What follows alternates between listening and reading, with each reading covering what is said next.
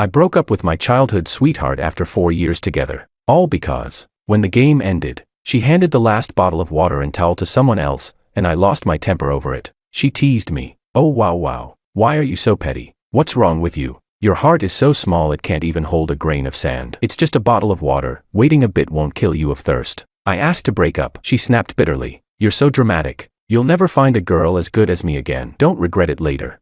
Just as she wished, I didn't regret it. I cut things off completely. Later, she lowered herself, humbly begging for my forgiveness, but I no longer wanted to turn back. She brought it up again, crying as she questioned me. Wasn't it just because of a bottle of water? Did you really have to be so heartless to me?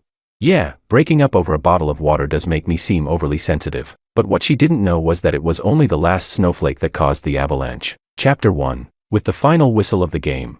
Cheers and shouts erupted all around me. I saw Jennifer running toward me with water and a towel. A smile crept onto my lips as I reached out to take them, but she acted as if she didn't see me. She ran past me and handed the water to Christopher instead. At that moment, my smile froze, and half my heart went cold. Today was a friendly basketball match organized by our class before graduation. My team won, while Christopher, on the losing side, was exhausted and bent over, panting with his hands on his hips. Jennifer took the last bottle of water and the towel and gave them to him. She even reached out to wipe his sweat while he drank. Christopher bumped fists with her and said with a grin, "Good friend, you've really got my back."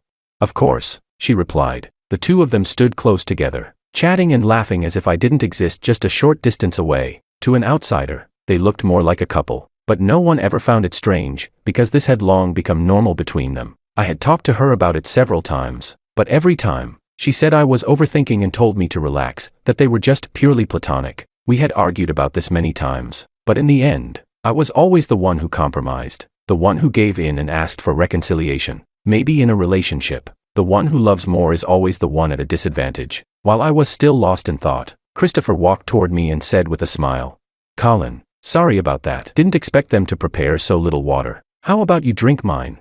He waved the half-finished bottle in front of me, a careless grin on his face. I was already in a bad mood. Seeing his face only made it worse. "No need," I said, shaking my head. He'd already drunk half of it, and now he was asking if I wanted it. Was he trying to disgust me?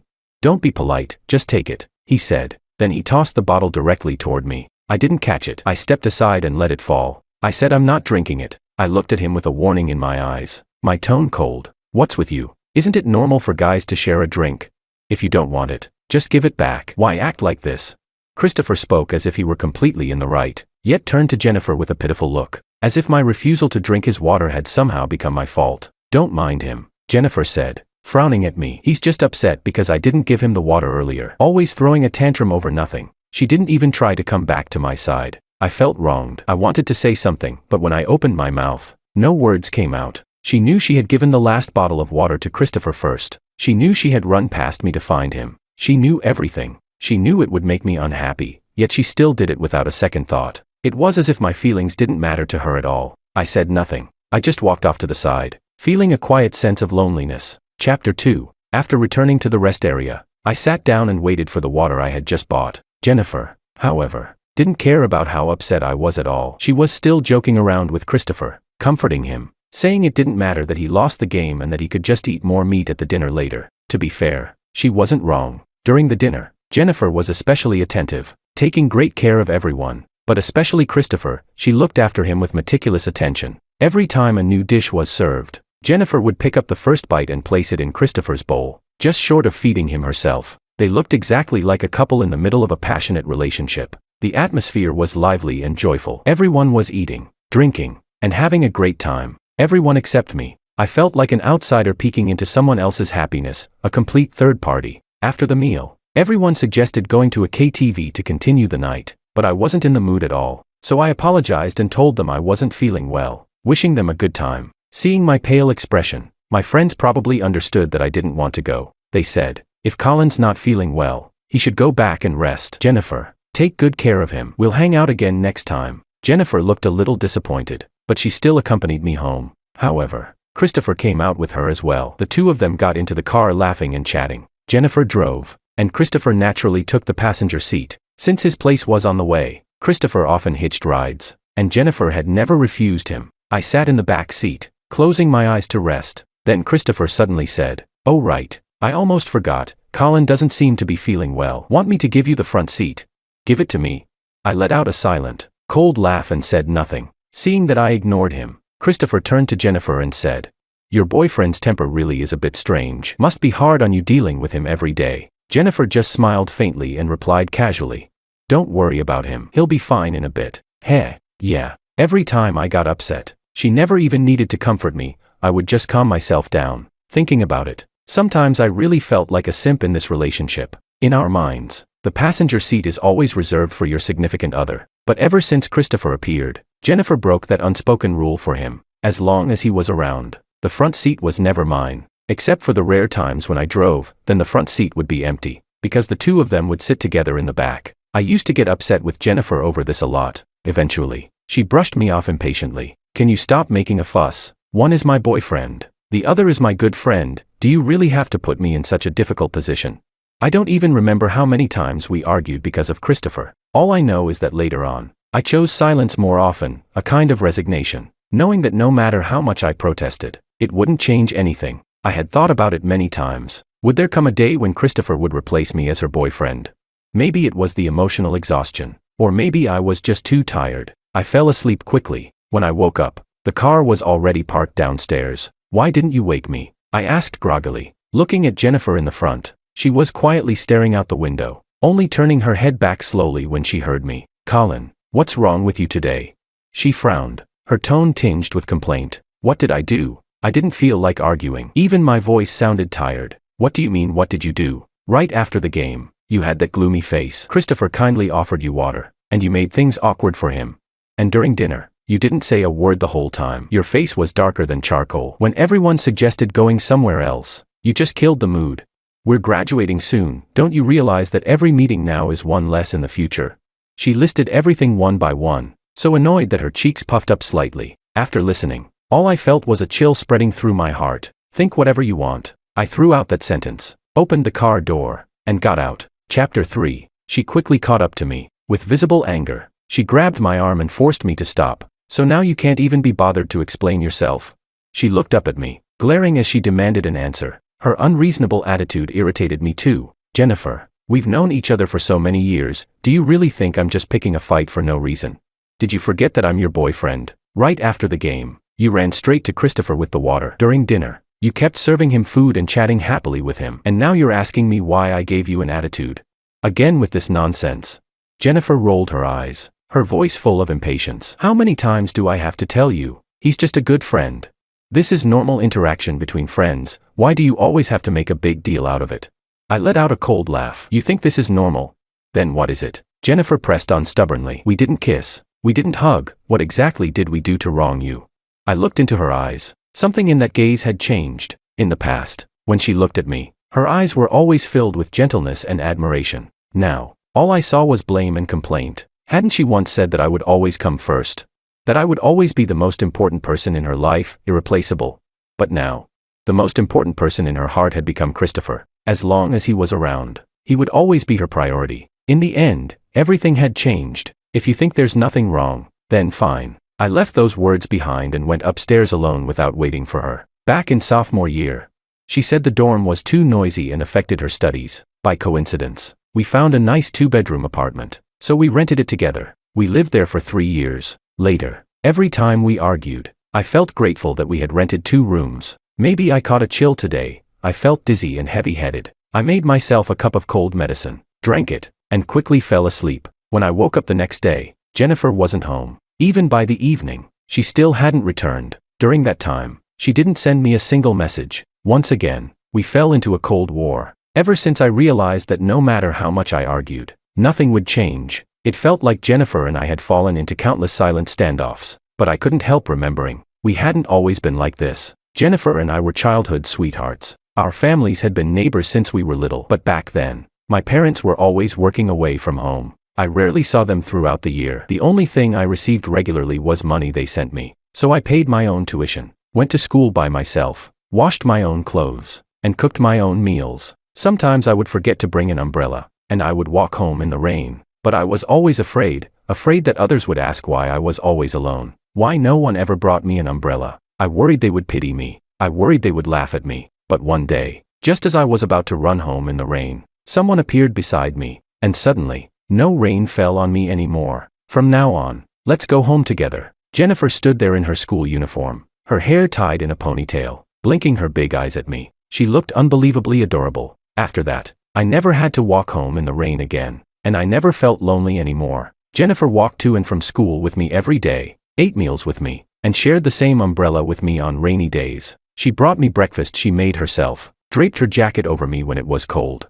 and cheered me up whenever I felt down. Because of Jennifer, my childhood was no longer dark. Chapter 4. Middle School. We had both grown up a lot. One day, a girl confessed her feelings to me, but I rejected her. The very next day, I was cornered in an alley outside the school by a group of older students. Among them were a few tattooed thugs. A guy I didn't recognize shoved me against the wall and barked, "Kid, you've got some nerve messing with my girl. You looking to die?" I had no idea what he was talking about. Back then, I was so scared my legs felt weak. I didn't. "I don't know what you're talking about." "Don't know." He slammed a wooden stick against the wall and cursed. "The girl who confessed to you yesterday, I've had my eye on her for a long time. If I don't teach you a lesson today, people will think anyone can go after my girl." With that, he swung the stick at me. I shut my eyes, bracing for the hit, but the blow never landed on me. Instead, I felt the fabric in front of me being tightly clutched by two small hands. When I opened my eyes, Jennifer was standing in front of me. She had taken the hit with her back. Her eyes instantly reddened from the pain, tears welling up and trembling in her gaze. At that moment, I made a silent promise to myself. I would treat her well for the rest of my life. After a brief moment of shock, the delinquents started mocking us. "Damn, are you even a man? Letting a girl take a hit for you? This girl must be blind to fall for trash like you." Anger completely drowned out my fear. I pulled Jennifer behind me. Before that bastard could react, I threw a punch with all my strength and knocked him to the ground. Then I stepped on his hand and drove my fists into his face again and again. The others snapped out of it and tried to swarm me. Jennifer raised her phone and shouted, "Don't move, I already called the police. The nearest station is only 500 meters away, they'll be here any second." Hearing that, they all froze. They exchanged glances, threw out a few threats, then dragged the bloodied guy away. Once they were gone, Jennifer immediately grabbed my hand and pulled me away. Later, I found out she hadn't actually called the police that day, she had just been bluffing. I patted her head and said, "If something this dangerous happens again, protect yourself first." After a pause, I added, "And call the police." Jennifer nodded obediently and replied sweetly, "Okay." Then her eyes lit up mischievously as she said, "But if it's a real emergency, I'll still jump out to save you first." Back then, in my eyes, Jennifer wasn't just like a little lion, she was also the light in my life. In high school, we were still in the same school, and by some stroke of luck, we were even placed in the same class. By then, she had grown into her looks, like a flower just beginning to bloom. She ranked at the top of the class, both a top student and the school beauty, as if she radiated brilliance. Every day, her desk was stuffed with love letters, and every night, all of them ended up in the trash. She once told me very seriously that at such a critical stage, we absolutely shouldn't be dating. I asked cautiously, "What about me and you?" A flash of joy passed through her eyes, as if she had just realized something that made her happy. She said, "Let's work hard together and get into the same university. When we do, we'll be together." Okay. From that moment on, I had a goal. Through more than 1,000 days and nights of high school, I worked relentlessly to catch up to her. Hard work paid off. I finally got into the same university as her. On the day we registered for enrollment, we looked at each other and smiled, and just like we had promised, we became a couple. Chapter 5. After we entered university, we had much more free time. Every weekend, we would go out together, searching for good food, visiting fun places, taking photos to mark the moments. We explored every corner of the city hand in hand. We even had our own secret spot, a place that belonged only to the two of us, filled with our private kind of romance. Back then, we were so happy. I thought we would stay like that forever, living out our lives in happiness, but I never expected that beautiful times are always fleeting. In our sophomore year, a transfer student joined our class. His name was Christopher. By coincidence, during a class group activity, they became friends. Christopher was handsome and spoke in a calm, measured way. Back then, Jennifer often said he was very polite.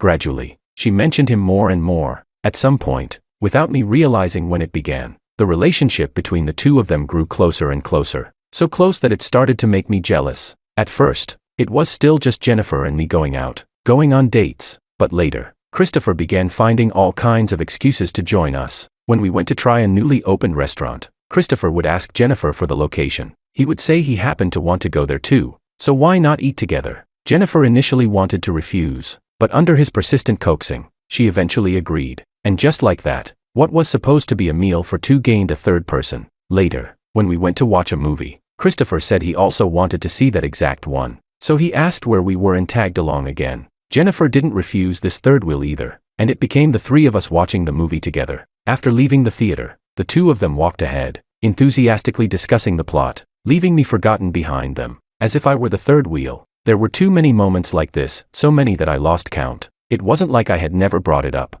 I told her that when it was just the two of us on a date, bringing along someone else made me uncomfortable, but she got upset instead. She told me Christopher was just a close buddy and that I shouldn't get jealous over everything. But he's still a guy at the end of the day, shouldn't there be some boundaries?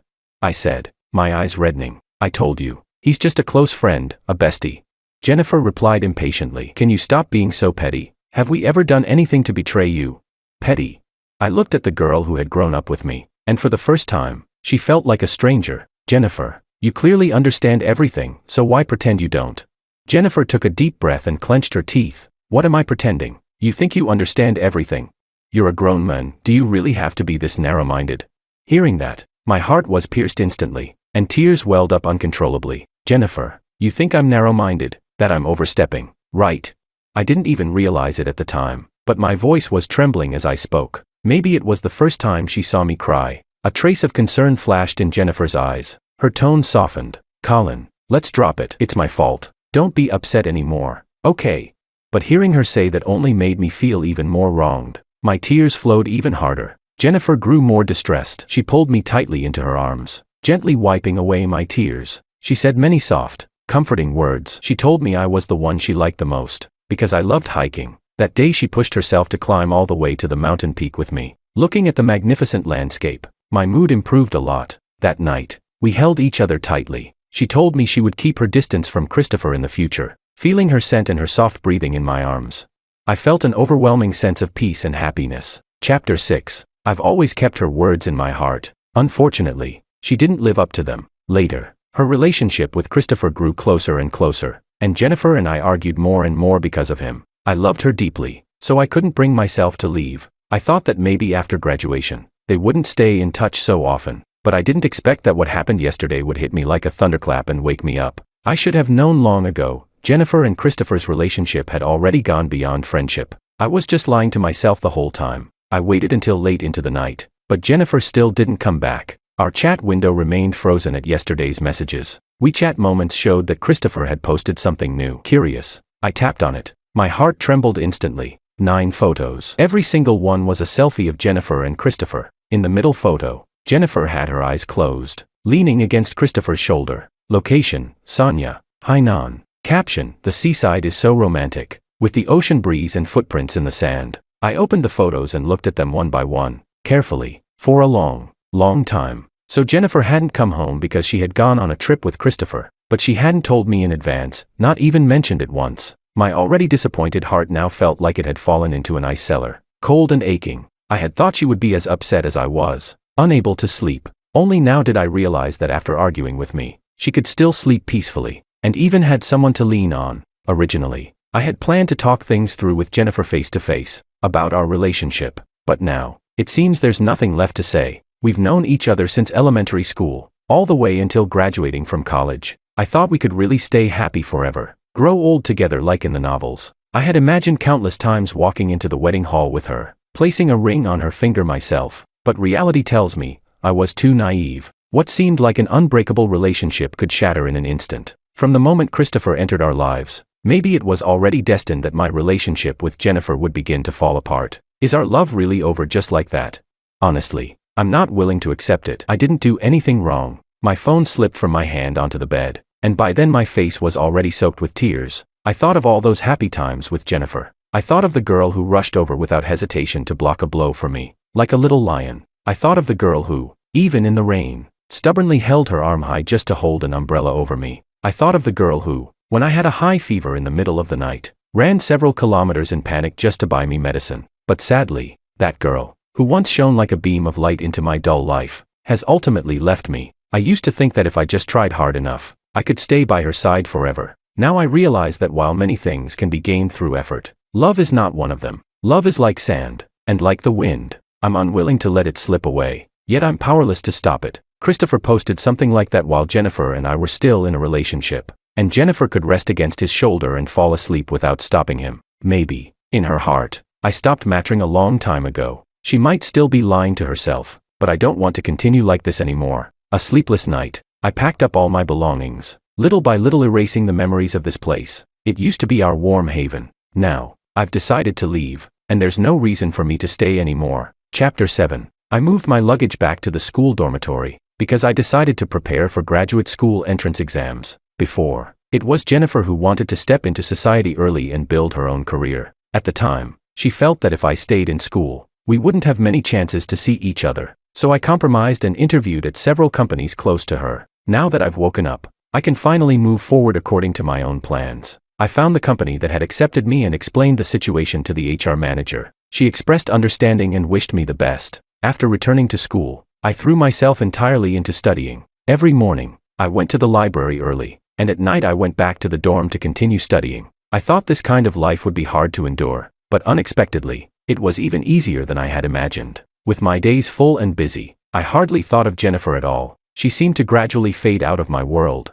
Occasionally, when I couldn't sleep at night, I would think of the past, but my heart no longer stirred. Perhaps through all those compromises and concessions, my heart had slowly grown cold. Half a month later, after Jennifer returned home from her trip, she finally realized that I had already moved out. Since the argument that day, she hadn't sent me a single message. When she called me, I was still studying in the library. After hanging up, I simply turned off my phone. By the time I left the library, my phone showed dozens of missed calls. Just then, she called again. This time, I answered. She seemed momentarily stunned, not expecting me to pick up so quickly. Then came her angry questioning. "Colin, what are you messing around with now? You're not answering calls, not replying to messages. Come home right now and explain yourself." I listened calmly, then replied just as calmly, "No, Jennifer, let's break up." There was silence on the other end again. After a long pause, her voice came through. "Are you done throwing a tantrum?" Her emotions were slipping out of control. "What right do you have to break up with me? What reason do you even have?" Hearing her response, I let out a soft sigh. "Reason," I said in a low voice. "Do you even see how much I've given up just to be with you? I gave up my dreams, my principles, my dignity, everything. But what about you? What have you treated me as?" Jennifer let out a cold laugh. "So this is why you want to break up with me?" She paused. "You've wanted to break up for a long time, haven't you? Using this excuse, did you already find someone else?" Her words stabbed straight into the heart that had once loved her so deeply. I let out a mocking laugh. "I'm not like you, having a guy best friend you can flirt with. You went on a trip with someone you're emotionally involved with behind your boyfriend's back, and even posted intimate photos." Jennifer scoffed. "This again? How many times are you going to make a scene about it?" "Yes, I went on a trip with Christopher. So what?" She spoke with complete confidence. "It was Christopher's birthday that day. Can't I celebrate his birthday with him? Isn't your need to control a bit too much? I can't even celebrate a friend's birthday." At that point, I no longer had any desire to continue arguing. "Enough, Jennifer." My voice turned cold. "Let's break up. It's better for both of us. Colin." Jennifer suddenly raised her voice sharply. "Think this through, you'd better not regret it later." "Yeah, I've thought it through," I replied calmly. "Fine, you said it yourself." Jennifer gritted her teeth as she spoke, then hung up the phone. Chapter 8. Finally, I said those words. It felt like a huge weight had been lifted off my chest. To be honest, I had thought about leaving her long ago, but after so many years together, I still held on to hope, hoping she would change, hoping she would go back to how she used to be, hoping she would love me wholeheartedly. Saying goodbye to someone who had been with you through your entire childhood and youth felt like having your bones torn apart. But no matter how unwilling I was, I could only force myself to leave. She and Christopher shamelessly walked the line of an emotional affair. While I was labeled as selfish and petty, I couldn't accept that. The kind of love I wanted was wholehearted devotion. A kind of love where, in your eyes, there is only one person. If love means constant compromise, losing yourself, and not being loved in return, then I don't want it. After officially breaking up with Jennifer, my life didn't change much. I still lived a full and structured life, studying every day, going to bed early, waking up early, eating on time. It was as if I never thought of Jennifer again, as though she had completely disappeared from my life. We each returned to our own paths, and perhaps our lives would never cross again. Recently, one of the school cafeterias was under renovation. leaving only one available. As a result, all the students crowded into the same cafeteria. One noon, I had already gotten my food, but couldn't find a seat anywhere. The window seat in the corner that I usually liked, surprisingly, it was empty. Next to it sat a girl with her meal in front of her, looking down at a book. After hesitating for a moment, I walked over and asked softly, "Hi, excuse me, is this seat taken?" She looked up at me, her big eyes blinking. "No, go ahead and sit," she said with a smile, standing up slightly to make space. I thanked her and sat down, feeling a bit lucky. I noticed the book on the table and couldn't help but say, "I just finished reading that not long ago. It's really good. Didn't expect you to be reading it too. I like all of this author's books," the girl said gently, tucking her hair behind her ear with a smile. "What a coincidence." "Me too," I said in surprise. "I know. You know." I looked at her curiously, suddenly feeling like I had seen her somewhere before. "Yes, I also know your name is Colin, the top student in the media studies department." Her smile was bright, like a little sun, warm and radiant. "You know me?" I asked. She nodded and introduced herself. "My name is Cindy. I'm a junior from the same department, 1 year below you." It suddenly clicked. Back when we were filming the school's promotional video, I had seen her running around, busy with work. She was proactive and energetic, always appearing wherever help was needed. From time to time, she would crack jokes to lighten the dull atmosphere on set. In my memory, she was a lively and adorable girl. "Thanks for today. Otherwise, I might have had to eat standing with my tray," I said with a shrug, laughing along with her. "It's okay. I'm happy too. Now I have someone to eat with," she replied with a smile. After that, we really did start eating together every day. She would always arrive at the cafeteria before me and save me a seat. At first, she would even get my meal for me, even though I told her she didn't have to. Eventually, I just handed her my meal card. Over time, I realized she seemed to know my little habits very well. For example, I would take a sip of soup after a few bites of food. I liked spicy food and always added extra chili. Whenever I got tired of chewing, I would turn my head and look out the window. Sometimes I would zone out, resting my chin on one hand. She knew all of these small habits. I teased her with a smile. "Cindy, did you secretly look me up or something?" She let out a soft laugh. "Do I really need to look that up?"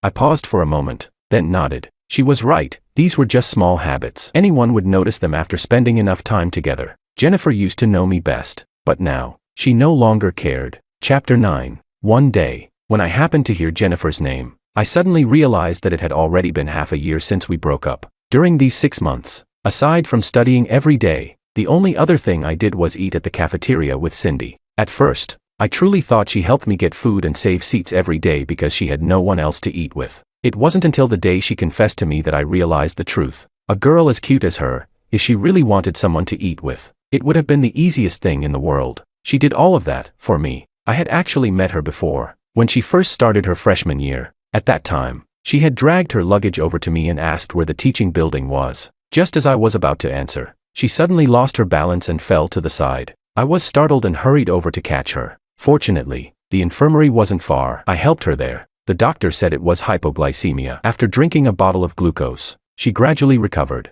While she was resting in the infirmary, I told her where to go for freshman registration and then left. Back then, my heart was filled only with Jennifer. That incident was just a simple act of kindness, so I didn't think much of it. Besides, so many years had passed, I could barely remember what she looked like. That's why I didn't recognize her later. Cindy said to me, "Senior, do you know? From that moment on, I could never forget you. I started paying attention to you, showing up in places you often went. Just being able to see you from afar made me feel happy. But at the time, I also heard that you and Senior Jennifer had a great relationship. So I didn't dare, and shouldn't, disturb you. I thought that as long as I could see you happy, that would be enough." Cindy looked at me seriously, a trace of heartache flashing in her eyes. "I just didn't expect that you would break up." "Cindy," I called her name softly. She shook her head and gave a bitter smile. "When you broke up, I didn't feel happy at all. I felt sorry for you. I knew you were hurting. I also knew that Senior Jennifer and Senior Christopher went on a trip together. I really wanted to appear by your side at that time and comfort you, but I was afraid you'd think I was taking advantage of your vulnerability." As I listened to Cindy speak to me so sincerely, I felt my once frozen heart begin to thaw. "Cindy, thank you, actually." Before I could finish, Cindy stepped forward and stood in front of me, her cheeks slightly flushed. "Senior, I like you." Her eyes were firm, her tone resolute. "Maybe this is a bit late, but can you give me a chance?" Facing Cindy's sincere and heartfelt confession, my heart felt as if it had melted, beating rapidly. I hadn't expected her confession to come so suddenly. On such an ordinary day, should I say yes? Perhaps seeing that I hadn't spoken for a long time, she blinked, then suddenly smiled. It's okay, senior. Rejecting me isn't that hard. I still hope you can always be happy. I shook my head and smiled. No. Who said I was going to reject you? Huh? Cindy froze for a moment, then asked cautiously. Does that mean you're saying yes? Yes. Her eyes, which had dimmed just moments ago, instantly lit up. She grabbed my hand and started jumping excitedly in place. Her joy overflowed from her face. I'm not dreaming, am I? This is amazing. I'll definitely love you with all my heart.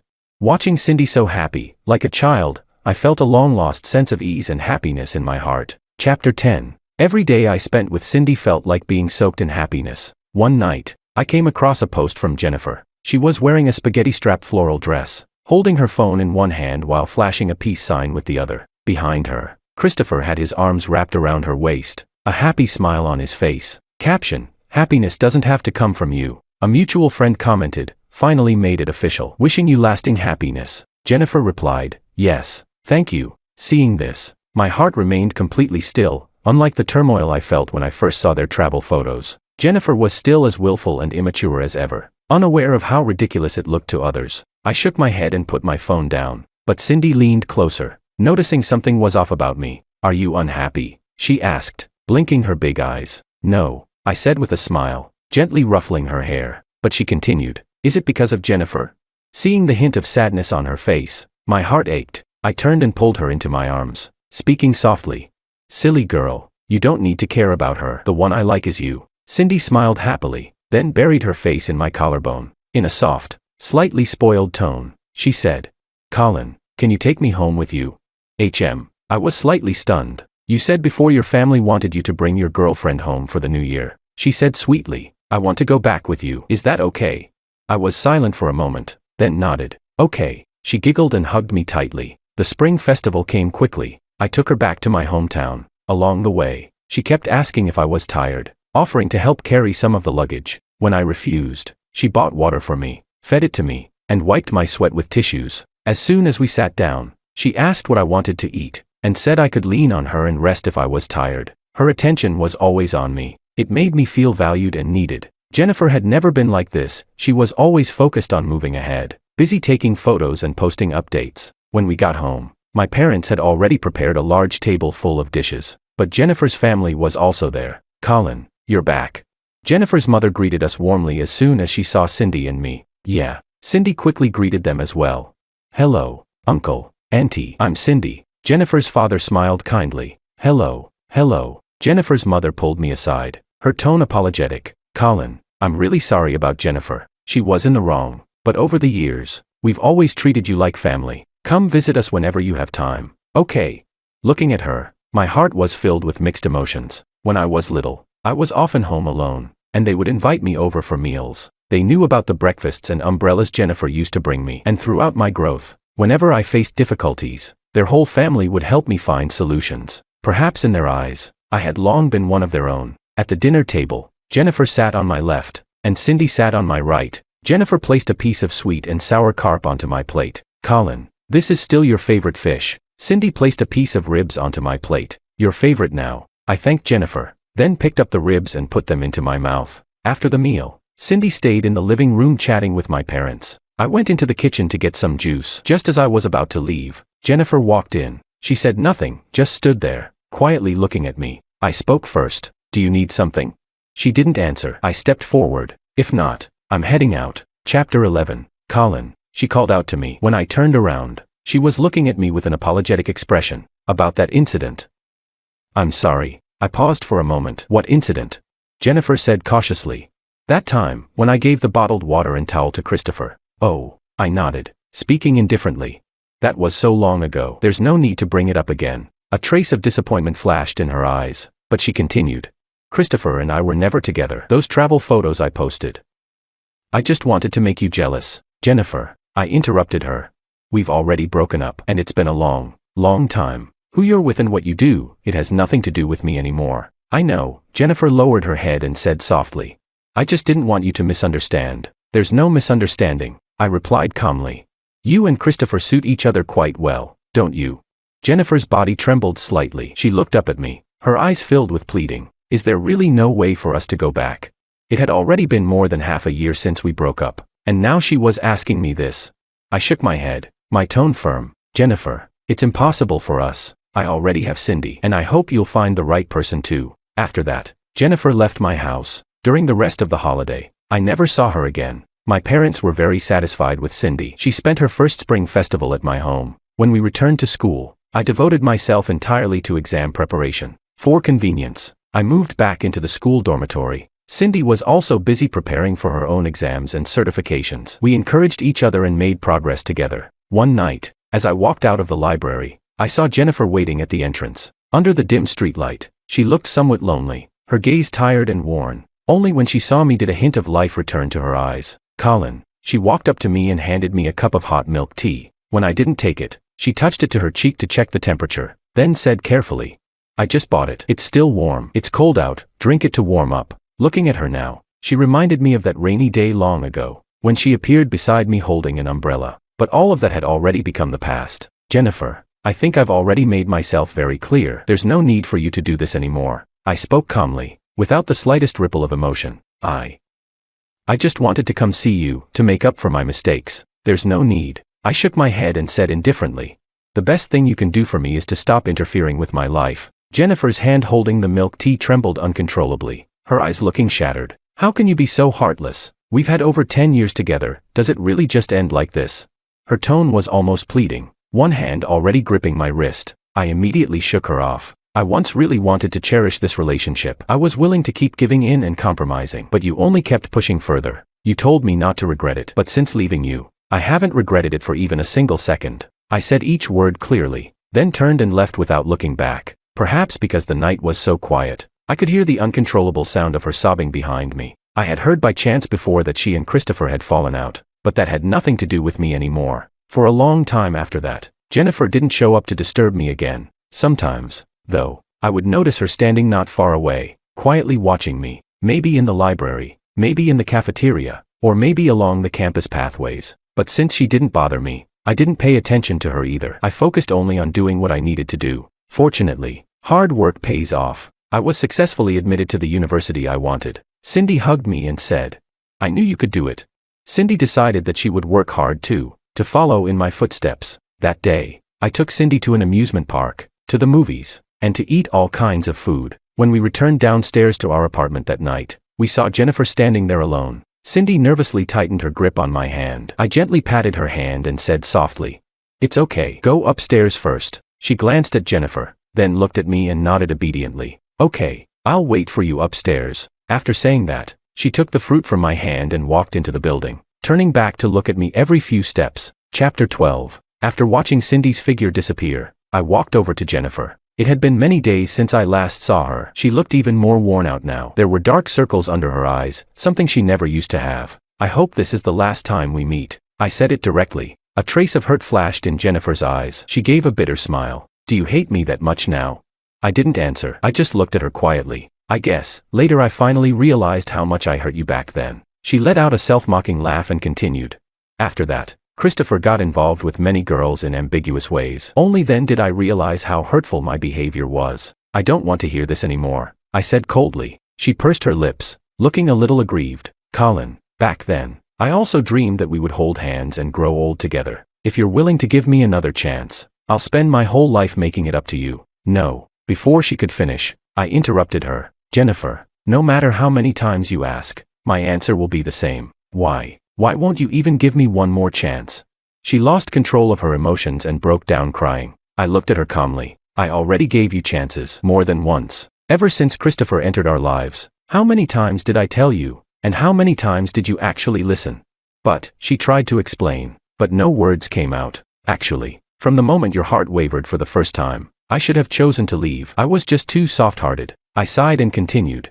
I'm doing very well with Cindy now. She's a wonderful girl. We're getting engaged soon. Jennifer's body trembled. She stared at me in disbelief. So please, stop interfering with our lives. Live your own life well. Okay. She cried uncontrollably, looking pitiful. But now, I didn't feel even the slightest bit of heartache. Thank you for taking care of me all these years since childhood. Those are precious and beautiful memories to me. But now, we're no longer walking the same path. I glanced at my watch. I should go. Cindy is waiting for me. She hurriedly called out to me, her voice choked with tears. Actually, I know. I can't get your forgiveness anymore. I came this time to tell you, I'm going back to my hometown. I won't come back again. I nodded gently, my tone softening a little. Your mom isn't in good health. It's good for you to go back and take care of her. Colin. I'm sorry. Jennifer looked at me with tears all over her face, her eyes still filled with reluctance and regret. I looked at her for a long moment, not knowing what to say. In the end, I only said one sentence, I'm leaving. Then I turned around and walked away, finally saying goodbye to the past. Love that comes too late has no meaning at all. When I opened the door, Cindy stood there with red-rimmed eyes. Then she rushed into my arms. I thought. I gently stroked her head and said softly, silly girl, did you think I wasn't coming back? She didn't say anything, just lightly punched my chest. I knew you were waiting for me at home, so no matter what, I will always come back. Looking at our reflection in the window, our figures embracing, I said with quiet relief, cherishing the person in front of you is the true secret to happiness.